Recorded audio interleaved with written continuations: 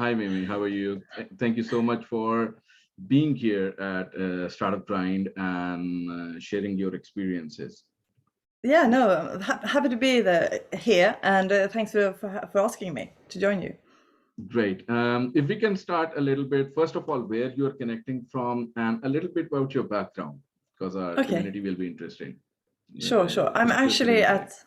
I'm actually at Gräsö right now, which is like a 3-hour drive north of Stockholm. So this is like the family country house. So I'm usually here for about 2 months during summer, but I mean I'm usually based in Stockholm otherwise. And a bit about myself: I became a journalist in 2011 and have been working like for Swedish radio, for some television channels, doing like live TV and all that. And then I got a call in 2015 from the founder of DI Digital at Dagens Industri.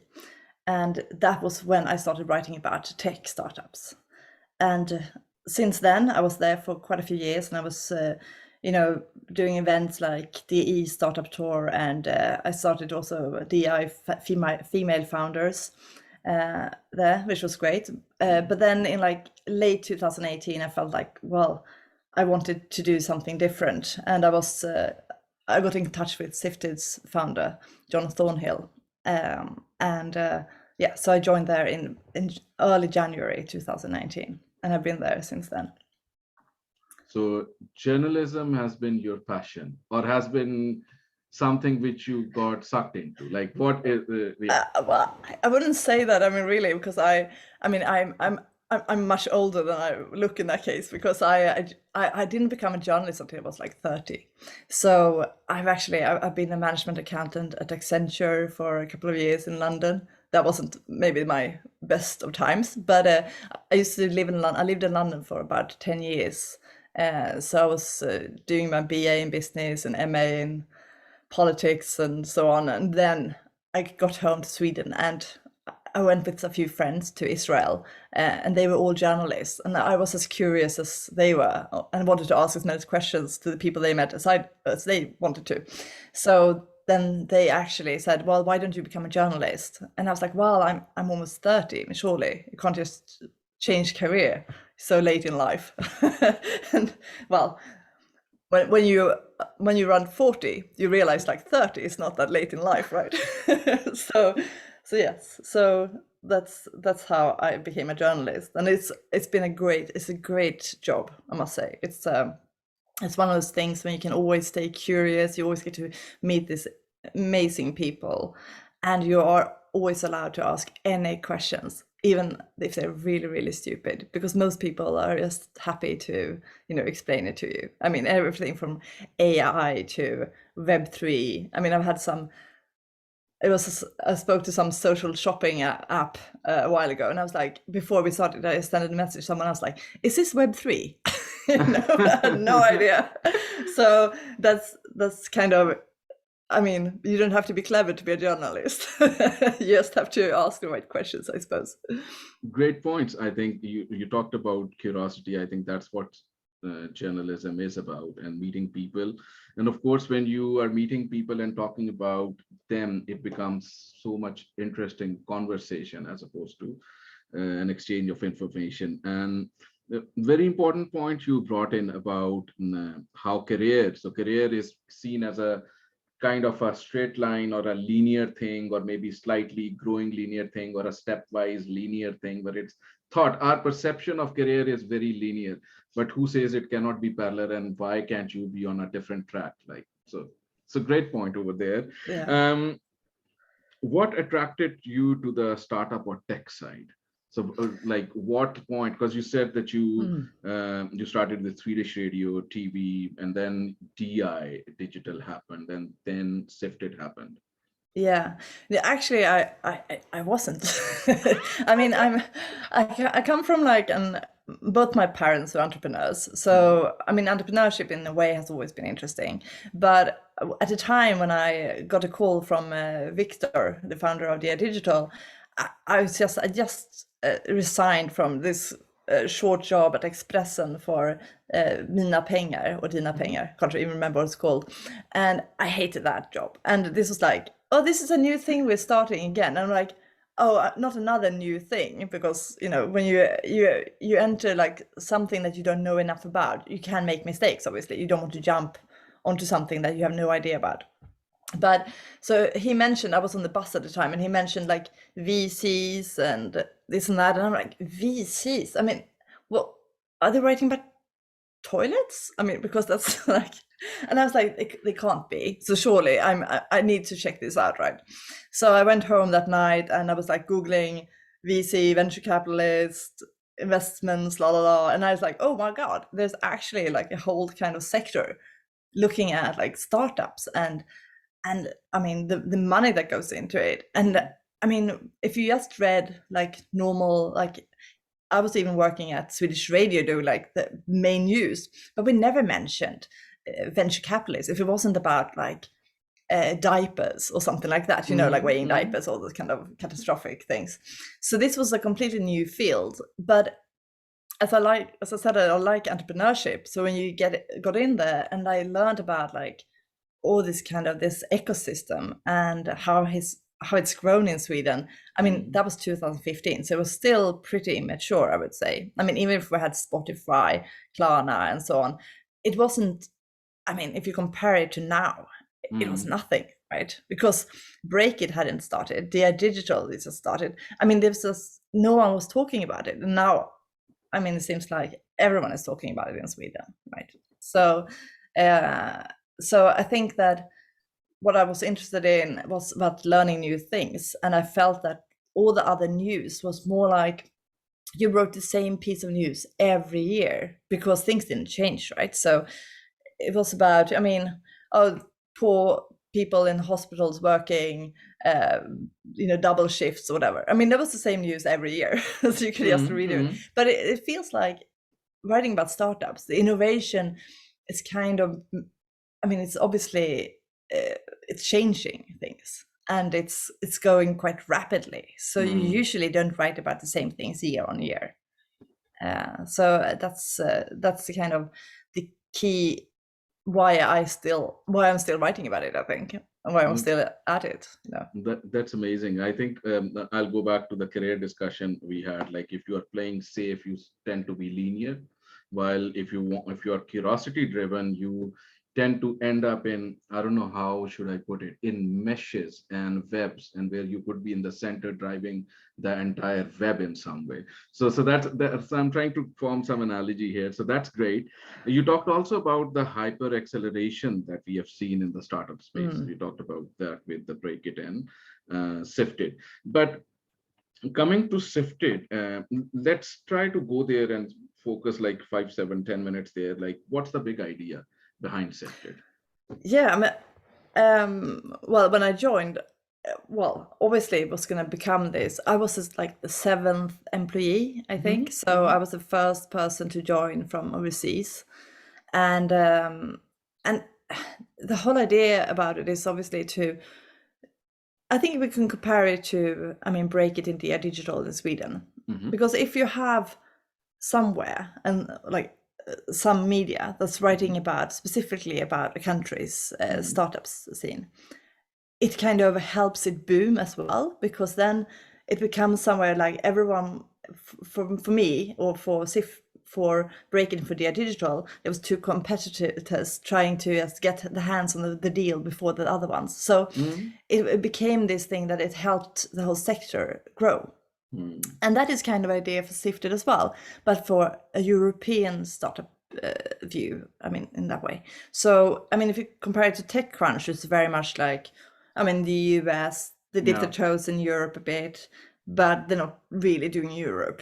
I think that if we can look at more what's happening in Europe, compare the companies to each other and be like, well, I mean, this sector in Germany is completely different from the sector in the Nordics, but the Nordic companies will probably go into Germany to try to take their market shares. I mean, so it just becomes this kind of way of getting all the companies connected in some way. and trying to help each other to become the European tech scene instead of just the countries, perhaps, because in the Nordics, you can't just stay in the Nordics if you want to grow really big, right? You have to go abroad. And why would you go straight to the US? I mean, maybe because it's easier, because it's just one language in a really big country.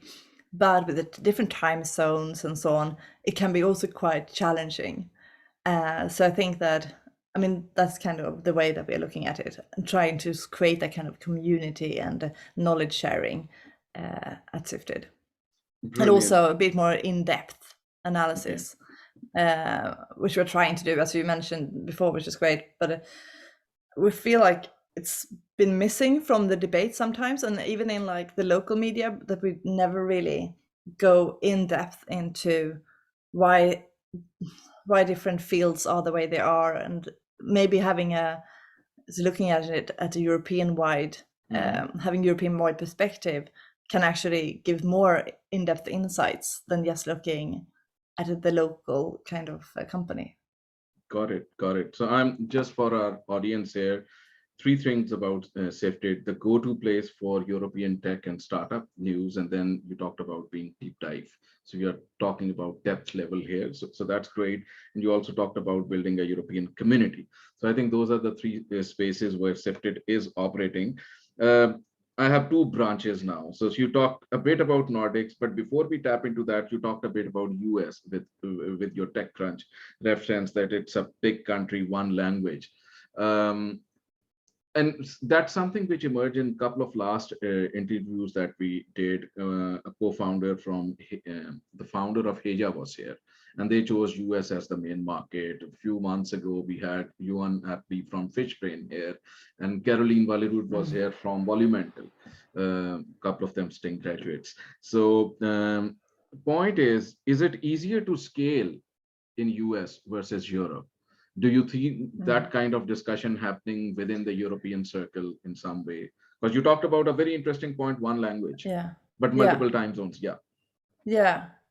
I don't think it's always easier. I think it's obviously for Fishbrain. I mean, fishing industry in the US is, I mean, for the kind of people like fishing, is much, much bigger in the US. So I can definitely see that. Also, the brands that Fishbrain is kind of partnering up with are in the US. So I can definitely see that. Volumental, similar things. I mean, they work with big brands. Big brands are usually like very much US. I mean, so it depends a little bit what you do. But if you look at, for example, I don't know. I mean, I think they can also be more challenging. I mean, I know I mean, look, for example, at, well, Budbee. Budbee is an Instabox and so on. I mean, they have been going into Europe, maybe because they also feel more European. I think we are somewhere at a shift that Swedish people usually felt very, very close to the US, but somehow I think we're shifting a little bit away from that and starting to feel closer to other Europeans in a way.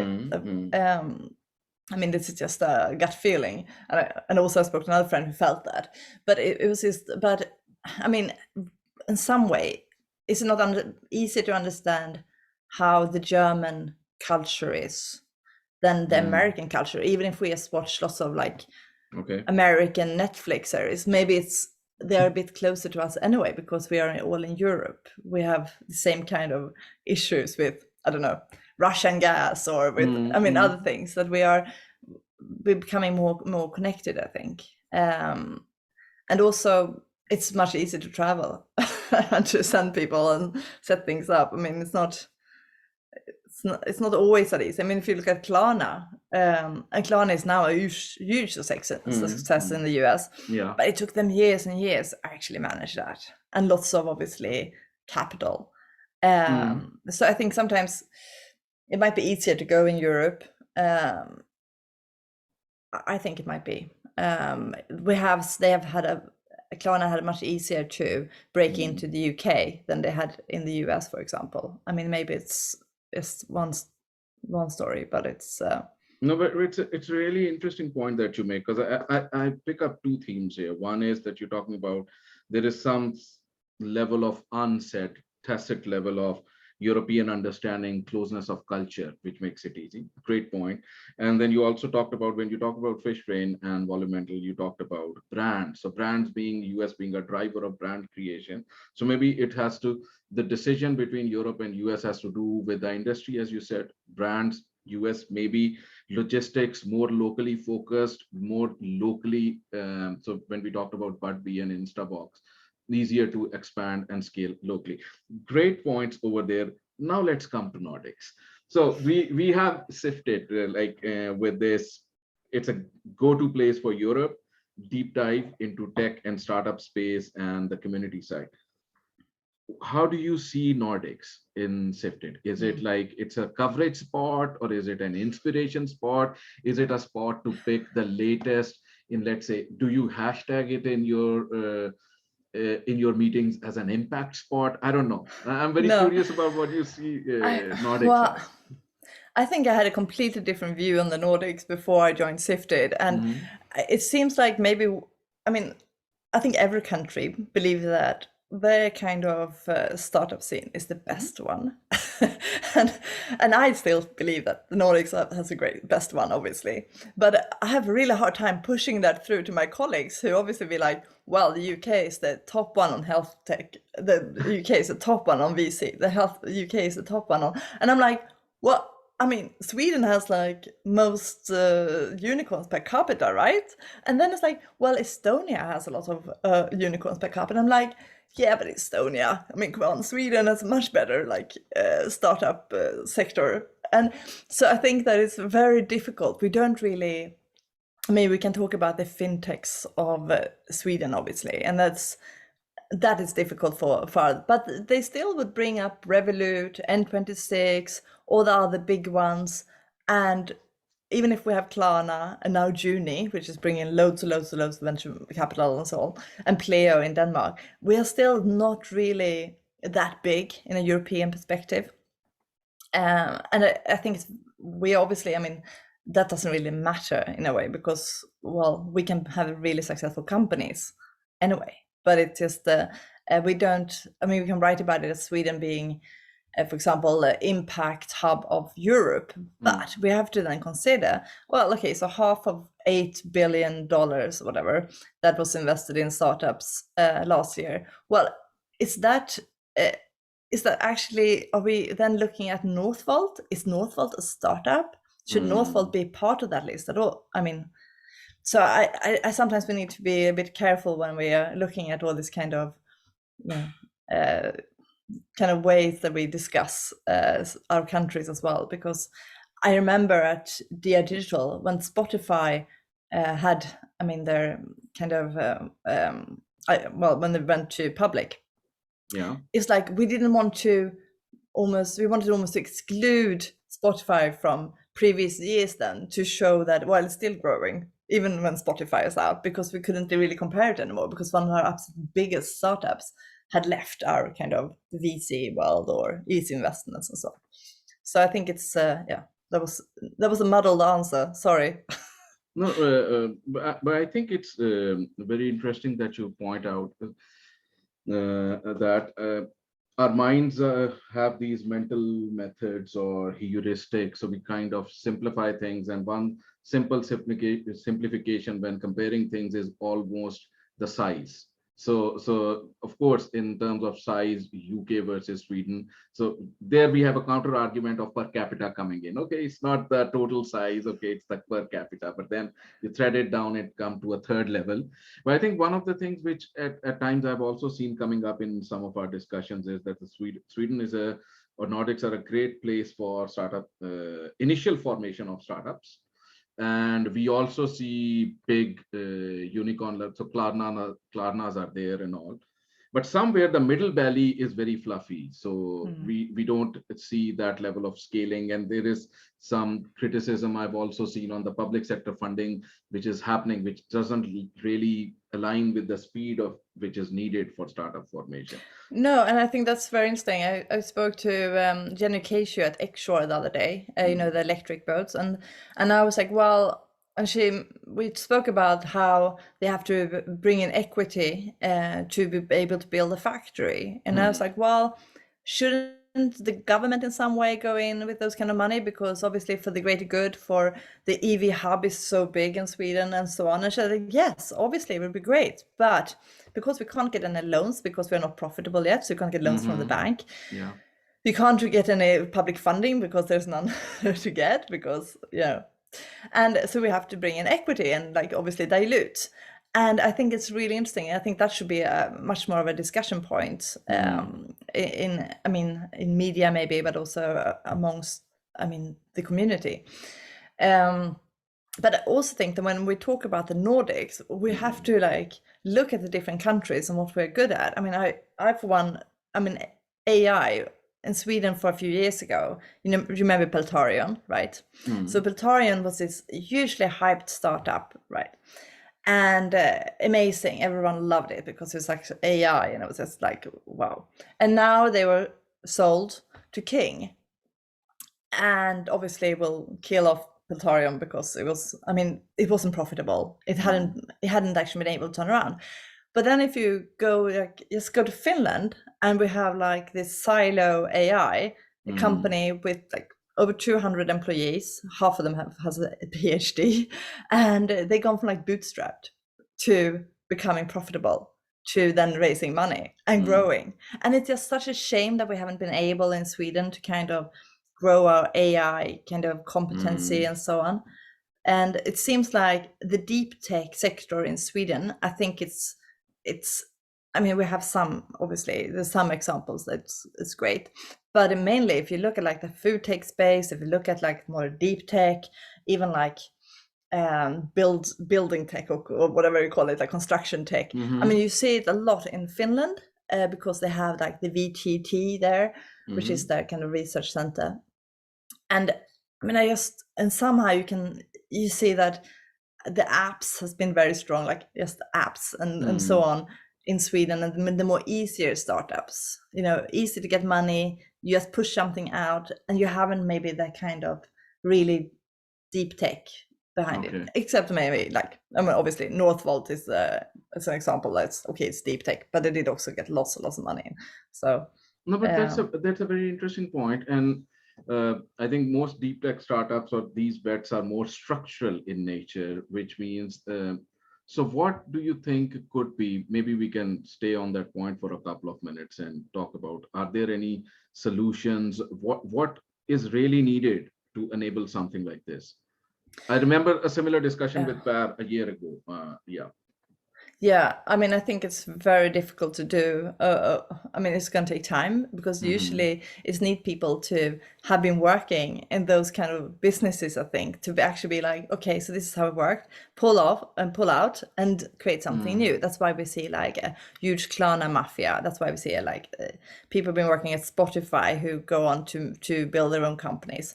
But if you don't have this kind of deep tech success stories, then you're not going to have the same kind of people going on and doing their own thing. Maybe with Northvolt, we will see like in maybe 5-10 years, we will see other companies starting to do things. But that's also, obviously the EV space has become bigger because of also Northvolt. But I think that, we need to have, I don't know, I can see it in Finland. I can see it much more, people coming from like Nokia to start something else, and people coming from this and that. And that's happened as well, probably with Ericsson, but now it's like, it doesn't really happen anymore in the same way. And we need more maybe in-depth startups to actually be able to pull it off, I think. Which means that Sweden has a risk on its hand that on deep tech and AI, we might not actually be moving fast enough. Compared to rest of Europe. So I think that's a good point. We'll probably hold a separate talk on that in coming months. So really interesting point to dive into. Let's talk about some of other sticky points like this. There's been a lot of debate on how the funding is crowding out from the market, drying up, corrections happening, late stage, this is the only stage impacted. So how do you read that at Sifted, like the current Yeah. I would not say correction, the current change of winds. So Yeah, how the is that? climate, the market, Yeah. yeah. Well, I think some of us have very different ways of looking at this. Hmm. Our founder, John Thornhill, he is very worried about it, and he's like, wow, this is going to be really bad for the fintech scene and so on. And I mean, deep tech and so on seem to manage. And I feel like, well, actually, I see it much more as a correction, because we Okay. have so many fintech startups, right? And in the end, we need to, in some way, I mean, maybe we should see it as what's happened the last few years hasn't been normal. It's been an enormous influx of money. Hmm. I mean, it hasn't been hard to raise, and it's been really, really high valuations on startups. I mean, I heard of one startup that was trying to raise like for 6-7 months ago, and they had like triple the valuation than they did now. And they're like, oh, so it's just, that happens. And I think Okay. that, well, maybe it's not, I mean, it's bad for people working at the startups, obviously, that it's not managing to raise money. That's very sad. And it's, I mean, obviously, but in the end, it might be good for the whole community, because there are Hmm. there are companies that's going to die. And those people with loads of experience are going to be able to join other startup companies that are obviously needing more talent, and actually make those companies much stronger and better. So this happens. I mean, I think this seems to happen every like 5 years, right? That we have this kind of correction. And if we haven't been around for long enough, then you didn't see it. If it's your first time, you'd be like, oh my God, this is the end of the world. But actually, things will probably pick up again in a year or so, or two. And then things will go back to normal. So I do think that we need to try to look at it in a bigger picture, even if individuals are obviously, I mean, Klarna laying off 10%.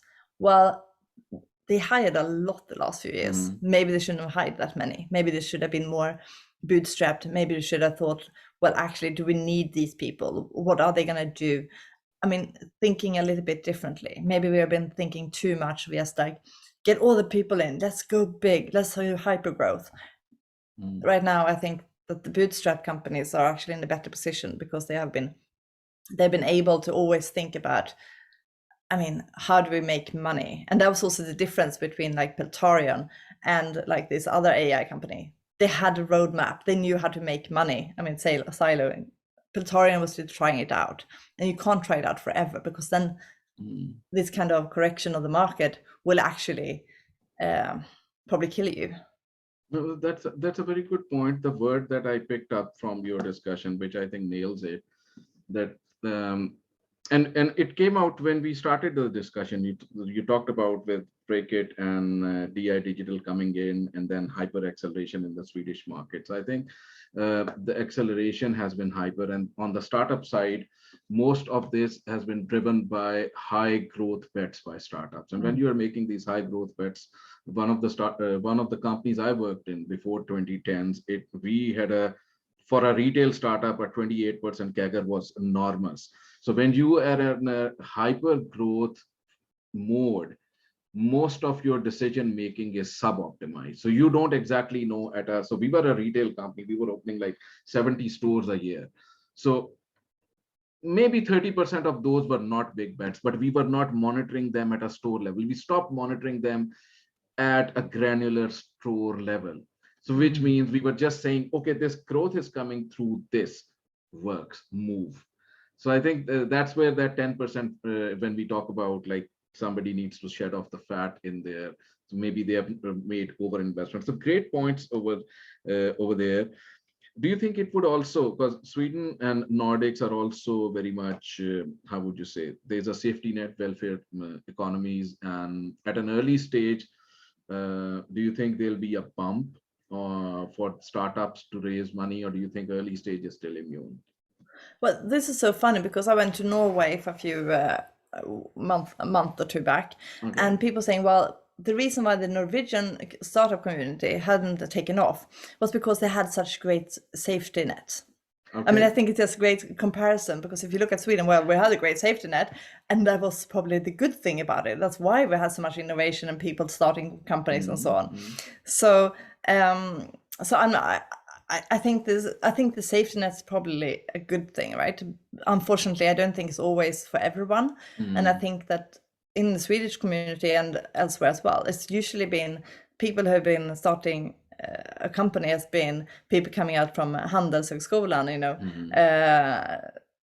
mm, because they usually, you need to have both the courage to do it. You have to have somehow you have to be able to lean back on something. I mean, either it's your parents or it's something else. And also you have to know that it's possible, and you have to have the network.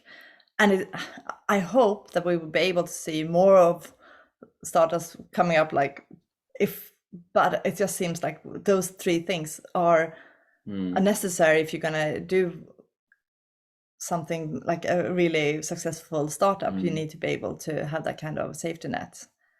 Very And important point. I think it also kind of connects back to what kind of safety structure is there. So I would definitely like to go deeper into in the fall discussions.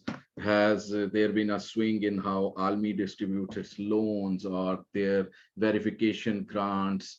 Of course, accelerators are there. Sting is there. They have, when they take accelerate startup, there is something coming to the startup. Techstars launched. They have so I think the early stage levers seem to be in place for now, but let's see how they get affected in three to yeah, four I months mean, time. usually say that impact will be the first ones to actually be cut when it's Okay. these kind of bad times. But I mean, for this time around, it doesn't seem so as much, because impact is such a huge thing right now as well. The hype around impact. So you can't just cut it, right? So you probably still see almost similar levels of investments in that space. But then there will be probably, well, do we need another fintech? I mean, what does it do? I mean, is it actually, because investors obviously want to invest in things that's going to make them money, and Mm, it's going to be hard to maybe compete in a market where it's already, you know, mm. saturated in some way. But that's a very interesting point. I'll go back to a couple of talks I hosted in start of June. These were, and I remember from Helen Ventures, Terahi was there from, and we had Catapult VC also. So general reading I got in those talks were that impact companies which are focusing on impact are much more disciplined. So they might survive this better than the non-impact companies. Because when you are impact, you are much more outcomes driven, much more, not only on the financial side, but overall on the business model side, how it integrates into the impact. So interesting point over there. Mm, let's go into a couple of other things, because somewhere you also talked about women entrepreneurship, and that has been a sticky topic for the past several years. We have those VC numbers coming in, enough money is not going. So I just want to kind of bring it up. Maybe we can dive into that Yeah. for a few minutes and say, is it, because there's a lot of media attention to it. That's what I see. There's Mm. always, even when a small thing happens, there's media is able to pick it up.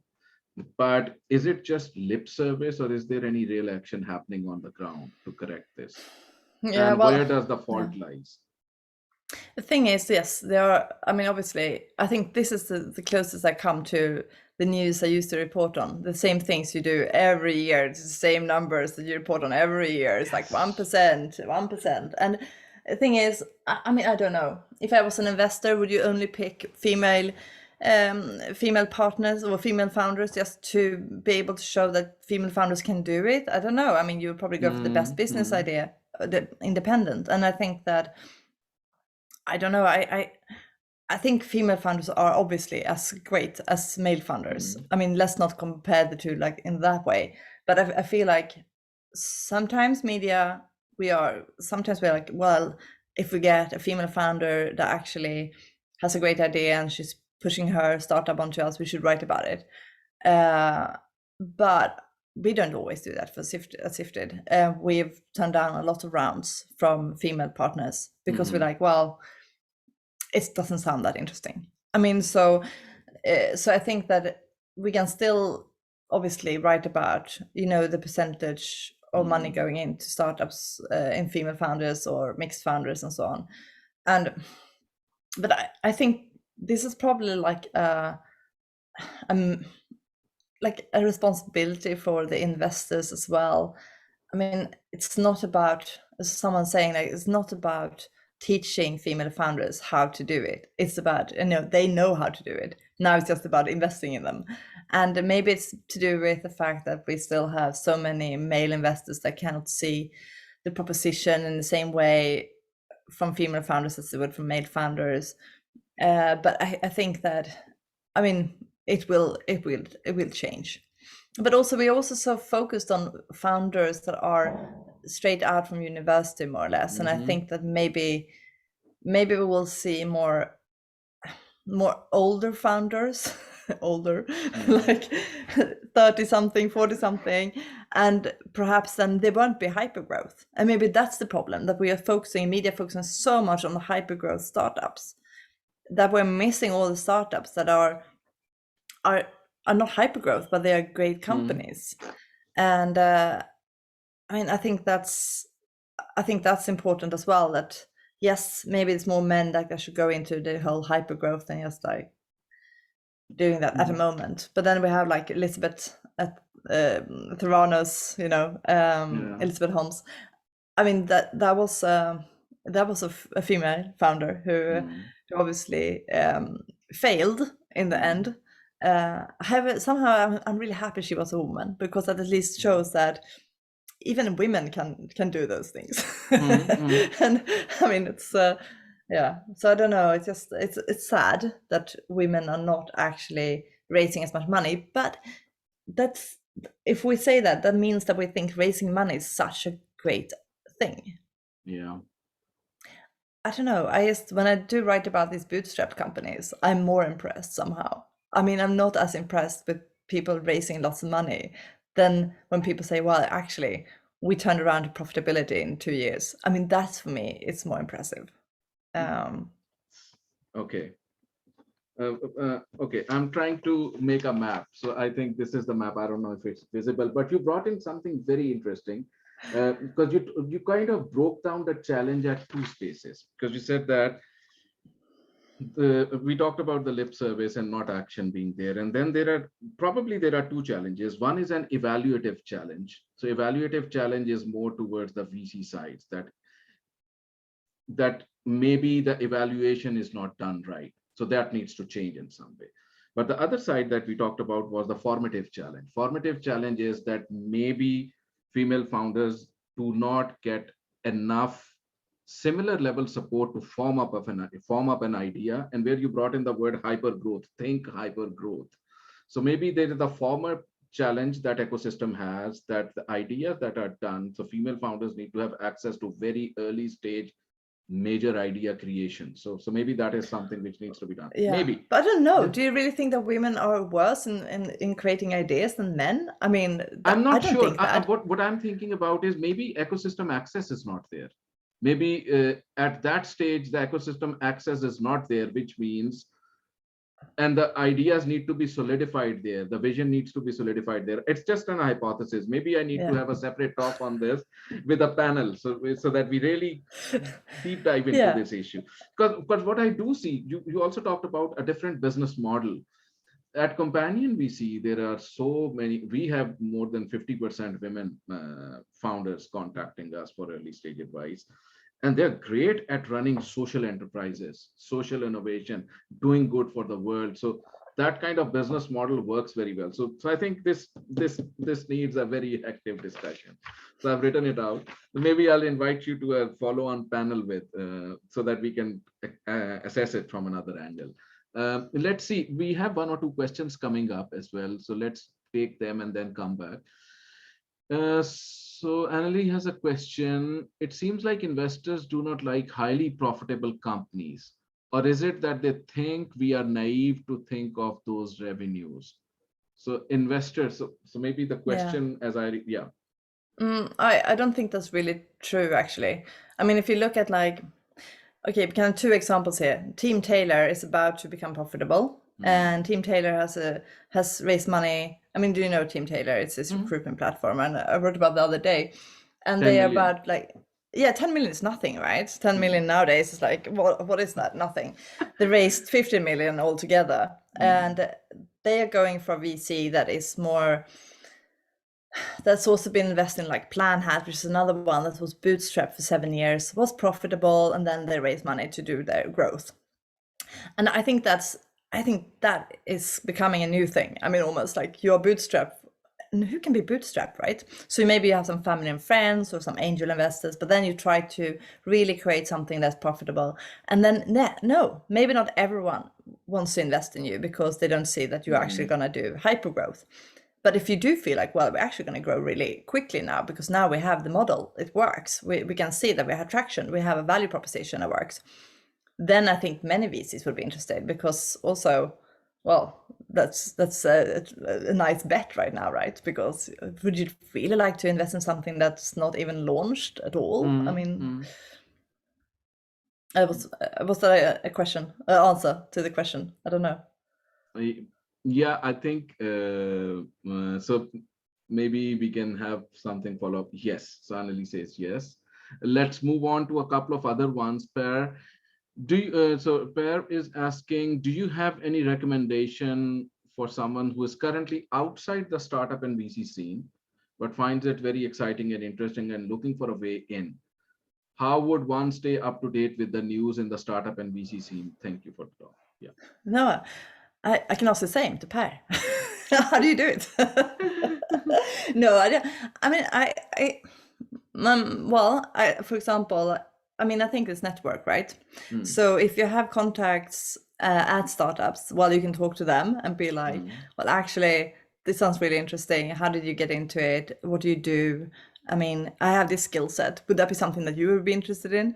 You can also go to like the Stockholm Tech meetups or the Grind and just chat to people afterwards. Just have a beer or a glass of water or whatever, and just talk to people. And I think that if you are interested in it, then you probably read all the kind of things written about it as well. So I don't think it's such a big step. I think and also all these startups are usually having a career page, right? So you can just get in touch and call up the kind of HR person, but I mean whatever person is there, and just be like, hi, I mean, do you think it's even worth me applying, or I mean, what should I do? And I think maybe before you are about to start your own startup, I think it's actually great to get that experience. I think that if you work for a startup, then you know about the kind of early challenges and so on, and how it differs from more corporate style company. And maybe it's for you, maybe it's not for you. I mean, I think that's also, startups is not for everyone, and I mean, it's very maybe, I don't know, challenging in some ways, right? And worse pay, perhaps. Maybe you get the option package, but Got it. Scott had a question, and it goes back to the journalism. How do you see journalism adding to or helping the misperceptions of what constitutes success in the startup space? What's the fix? Focus less on sexy of hyper growth and valuation perceptions, perhaps? Yes. Definitely. Yeah, but it could be. Yeah. No, I've started Sifted, we write like this kind of lists of bootstrapped companies, and I've done a few. I mean, it's quite funny. I did a piece on Mentimeter, which was like, oh yeah, they bootstrapped, it's great.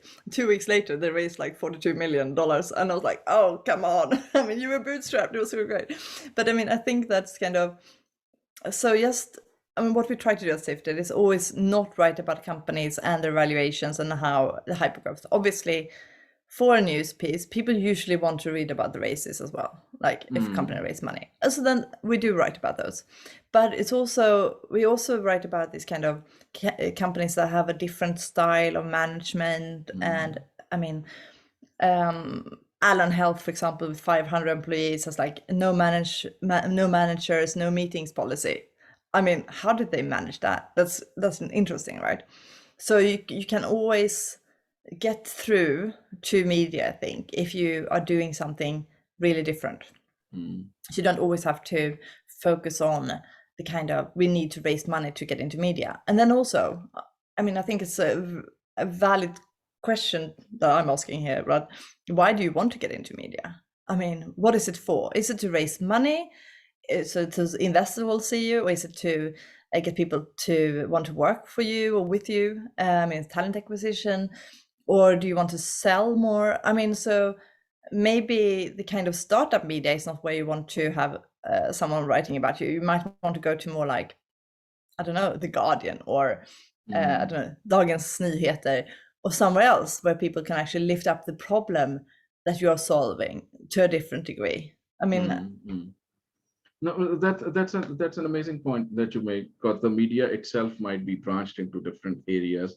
I would like to kind of add on to this.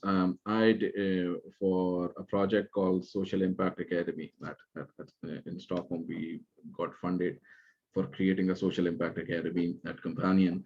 And I had these deep discovery interviews with lots of startup founders, ecosystem players. And one of the key things was that entrepreneurs are so much pressured, and it has its toll on work-life balance, on mental health, and all those things. And somehow those things are not servicing people who kind of manage those, or the real side of entrepreneurship is missed out in all the startup talk. We're not talking about startup media outlets, we're talking about general startup narrative out there. Those are not out there enough. So maybe that's some. yeah, but I think there's some founders that are talking about it a lot. Actually, I mean, now God, the name slips my mind. It's a Swedish founder. He's just been. He was, well, he was, his company, new company, was just on YC as well, and he's been talking lots about like the mental health for founders and how to try to tackle it, because he obviously was. He was really hit at his last startup, and I think that's something that we have written about a little bit Sifted as well, because there's actually quite a few Swedish founders that's gone out and to speak about this, how they actually became depressed, overworked, all of this. So I think it's something that founders need to talk about more as well. I mean, it's very hard for media, I think, to go out and be like, so how are you feeling? But I mean, it's and we have done articles on how to take care of your mental health at a startup and so on. But it's just one of those things that people need to also reach out, I think, more to media and be like, hey, this is what's happening, and we should talk more about it. And I think the mental health in startups. Actually, we talk more about mental health in startups than we do in normal corporate companies. So in some way, at least, but on the other hand, maybe the CEOs of big corporates don't need it in the same way. I don't know. Maybe they are more, safe. I don't know. Yeah, it's the layers of safety. Yeah, when it's so. Okay, great points. We'll go into two last questions very quickly. We have 3 more minutes. So Sailesh has a question or an observation. Let's see. Sorry to say, the focus and strategy missing from current enterprises from Nordic countries in comparison during the 2000 to 2010 period, that they seriously lack novelty and relevance to the market needs. There is no punching effect created in Nordic companies. And what I witnessed during 97 to 2010, they worked on shoestring budgets, but built amazing enterprises. A lot of complacency has seeped into the Nordic startup ecosystem. There is no challenging environment and a lot of slackness visible. Unfortunately, mediocre and okay kind of companies are hyped beyond their capacity. Time to pull the socks and build meaningful. Okay, that's a lot of material. Yeah, that was a lot. Well, obviously it was always better before, right? Earlier on, it was always better. No, I think there's just so many more startups. So I think it's like it's a few of them that's doing really well and doing something really impactful, and then a few of them are just, that will probably also, the bad ones will probably die in the next kind of economic downturn. So I think it's just it will be a correction of the market, and hopefully those companies that are doing well and maybe new ones, as you were saying, like that will actually be able to do bootstrap startups and then become really big and good. That's great. I still think that the Nordics we do have the potential to create great startups, and we try to. I think that because we have a safety network and so on, and we have capital available, we are able to try to change things in our system that we don't like. I mean, like the Cree founders. I mean, just to, as early as we were in changing to kind of telehealth in Sweden. I mean, to actually have more digital meetings with like doctors. I mean, this was not something completely new when Kry was founded, because Kry had already worked with the kind of existing care providers, but they didn't change the systems fast enough. It was very, very slow. So that's why it started, they pivoted to what they are today. So I think there are great companies out there. Maybe we shouldn't be so harsh on them. Okay, great point. Alex has a question. I would like to know why we have not just a gender issue when it comes to getting funding for startups, but also ethnicity.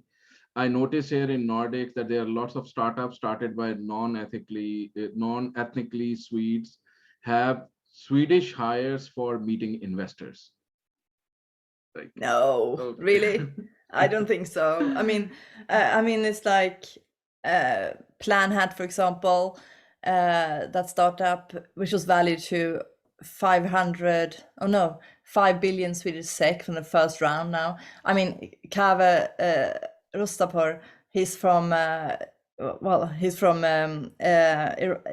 from beginning. I think they moved here when he was very small. I mean, so obviously, I think, I don't know, I don't really believe in that. I mean, maybe it's a few people that do that, but otherwise it would be, but obviously, yes, investors usually want to invest in something that they feel familiar with. That's why usually white male have invested in other younger white males. I mean, so it's obviously a problem. I'm not saying that. I just think that hopefully that won't be a problem for long, but I don't know. I mean, hopefully with bringing up the kind of female problem, that's obviously the same with diversity. And I think that most VCs today try at least to kind of hire more talent from different backgrounds to try to kind of change that mindset, because obviously if they don't, they will lose out, because it's great companies coming up without a kind of white Swedish male founder. So I hope it's changing. I think you make a great point over there. I don't know, I'll just go into my example. So I arrived in Sweden in 2014. 2016, I had my first startup. And in that I've taken an exit from early exit from that due to certain reasons. But I was able to sit down on a university campus, take a cup of coffee with 3 different investors, have $500,000 2 days later in the startup. And 3 months later, a couple of million from a larger group and a software company, again through a presentation. I think it's a lot of, when you come into a new field or a new place, maybe it is an effort, but your own belief and faith in the product or the solution you're creating shows out. So I think what worked for me was that I really believed in what I was doing, and it showed out, and we got something. So that's just an example. And there are many successful examples out there. Of course, landscape can be biased as well. We have few more questions, but we need to move forward with it. So Sid, okay, we can do these as short 20 seconds bursts. Let's see. So Sid has a question. What, in your opinion, the ideal geographical place for a startup to be situated in is? And do you think it's easier to build a startup in Silicon Valley in comparison to Nordics? Okay. Wow. I think it's really good to have to build a startup where it's a startup hub, because then you will have a network and the people to actually to work for you. So it would be anywhere where you actually have a good startups sector. Like Stockholm is great. I think Malmö is great if you're in Sweden. I think probably even like Amsterdam right now. Berlin is great too. I mean, look at those ones. No, I don't think it's easier in Silicon Valley than here. I think it's actually more difficult, because you will need more capital just to set up. The pays are much higher, so you have to pay people much more. No, I don't think it will be easier. I think that's a great point. I think 3 points for you to consider is where the primary team will be situated, what's the primary market you will be serving, and where your primary investors. So with COVID, we have seen a lot of dilution or disappearance of borders with investors going and investing cross borders. But if still investors invest locally, that's still the case. So if you're an early stage startup, much higher chances for you to attract local investment in a local ecosystem. Have to jump to the next meeting. Last point, as an international founder, I do believe it's harder to fundraise, but it's because fundraising needs networking and a lot of reach out that we might not have to begin with. So Annalie, great point. I completely agree with you. So I think when you are new in a market as a foreigner, as an immigrant, your network is at a very early stage. Yeah. I think so. Okay. Thank you so much. Sal. We'll now close the discussion. Thank you so much to the community for joining in. Mimi, thank you for being here and sharing all these amazing points. Thank you very much. And yeah, see you too, Per. I could see that he's writing to me that he will meet me at ICA here on the island. He also has a summer house here, so. Okay, great. Great. Thank you so much. Thank you so Scott. much, guys. Thank you, Barra. Thank you. Bye-bye. Bye. Bye.